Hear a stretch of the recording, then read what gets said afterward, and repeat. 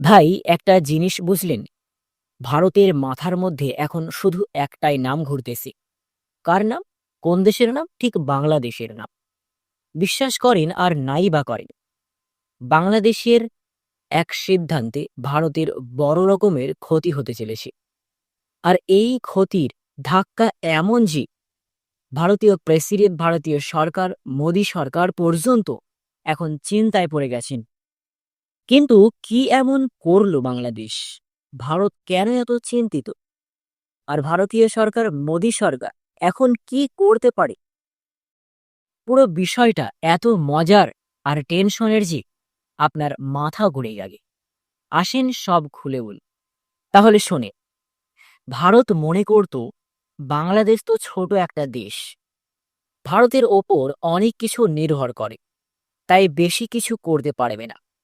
কিন্তু ভাই, দিন বদলাইছে। বাংলাদেশ এখন এমন কিছু সিদ্ধান্ত নিচ্ছে যেটা ঠিক ভারতের জন্য বিশাল ধাক্কা হয়ে যাচ্ছে।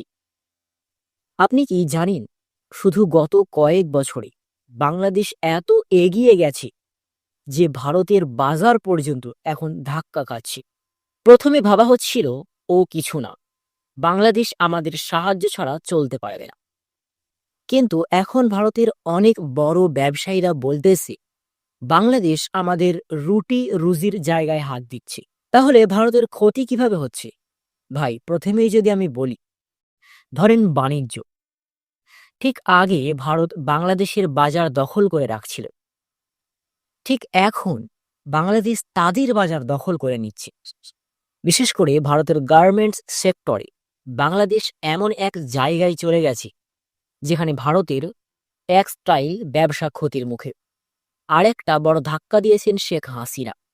উনি এমন কিছু চুক্তি করেছেন যাতে বাংলাদেশ এখন চীনের দিকে ঝুঁকতেছে। তাহলে বুঝতেছেন ভাই, ভারত চাইতো বাংলাদেশ সবসময় তাদের দিকেই থাকুক, কিন্তু এখন বাংলাদেশ বলতেছে না ভাই, আমরা আমাদের স্বার্থ দেখব। আর এই জিনিস ভারতকে ভয় পাইয়ে দিচ্ছে। কারণ বাংলাদেশ যদি চীনের দিকে পুরোপুরি চলে যায় তাহলে ভারতের প্রভাব কমে যাবে। তাই মোদী সরকার এখন ভাবতেছে কি করা যায়। বাংলাদেশের সাথে সম্পর্ক ঠিক রাখা হবে নাকি নতুন কোনো চাল চালতে হবে। ভাই, একটা কথা সত্যি, দিন বদলাইছে। বাংলাদেশ এখন এমন লেভেলে যাইতেছে যেটা কেউ কল্পনাও করতে পারে নাই। আগে ঠিক বাংলাদেশ মানেই সবাই ভাবত গরিব দেশ, ছোট দেশ। কিন্তু এখন ভারতীয় চিন্তায় পড়ে গেছে কিভাবে বাংলাদেশের সাথে টিকে থাকবে। তবে ভারতের জন্য সবচেয়ে বড় প্রশ্ন এখন তারা কি করবে। ঠিক বাংলাদেশকে ধরে রাখার জন্য নতুন চুক্তি করে নাকি অন্য কোনো চাল দেবে। আপনি কি মনে করেন, ভারত কি আসলেই বিপদে? আপনার মতামত কমেন্টে জানান। আর ভাই, যদি মনে হয় ভিডিওটা ভালো লাগছে তাহলে একটা লাইক দেন, সাবস্ক্রাইব করেন আর বন্ধুদের সাথে শেয়ার করে। বাংলাদেশ এখন কোথায় যাচ্ছে সেটা সবাইকে জানানো দরকার। আর আজকের এই ভিডিওতে আমরা বিস্তারিত আলোচনা করেছি। আজ মতো বিদায় নিচ্ছি, দেখা হচ্ছে পরবর্তী কোনো বিষয় নিয়ে। সকলে ভালো থাকুন, সুস্থ থাকুন, টেক কেয়ার।